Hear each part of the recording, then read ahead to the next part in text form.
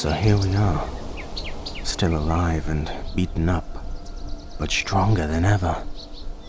Nothing will stand in our way this time. The fire and anger empowering our souls will feed us until our task is complete. The sleeping ancients, the blood hunter, they will be dealt with.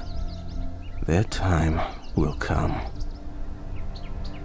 The eyes of my friends were burning. Their weapons were seeking blood and revenge. Our training sessions with Drow, Windranger, and Beastmaster were almost over. It was time for the final test. The hardest, if you ask me. I have summoned my friends to talk before the moon hits the night sky. We had to relax ourselves if we were to pass. We had yet to get our first night of sleep, weeks after the incident. This was our final test, lying within our inner peace. The wise man once said, "Anger and revenge are powerful allies, but to control them, the person needs to keep its true identity." It was still too early for me to see the true meaning of these words, for both me and my friends.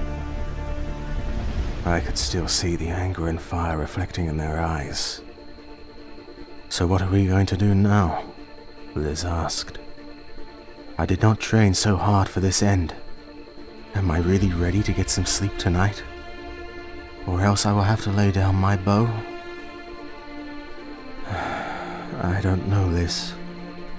I know it makes no sense to you, nor it makes any sense to me too.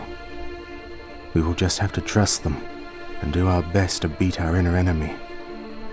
The fate of our whole camp lies in our hands." There was nothing else I could say to her. "Screw this, for real," Jack replied. "If only they could be here, they would understand what we feel.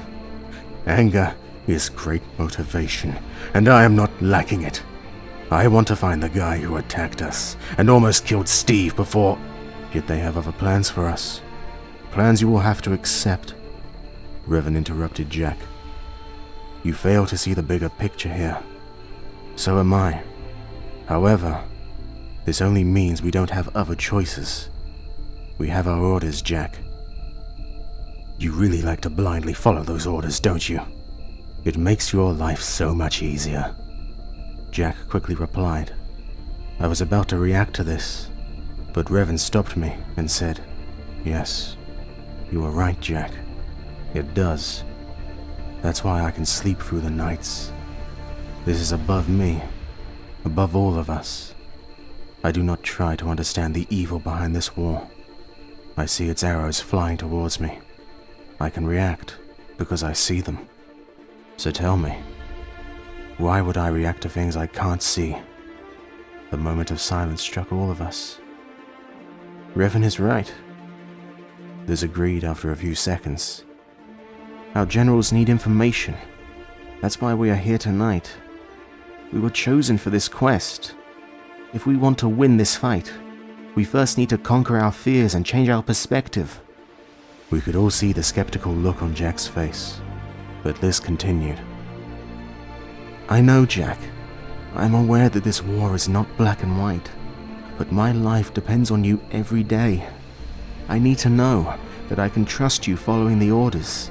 If I start seeing enemies in my friends, our journey will be rather short." "There is only one thing I can lay my trust with," Jack said, "and it is lying right here." He took his axe and stood up. "Excuse me if I end up not sleeping again, 'cause you know, who the hell could?" We could all understand his words. They were not far from the truth. Time heals everything, though it also helps when you carry such a big axe with yourself, Liz said and smiled. After an extra hour of lying in front of the campfire, we agreed to call the day off. "Let's try to get some sleep, people, if you can. We have a big day tomorrow." "Of course. Nobody slept that night.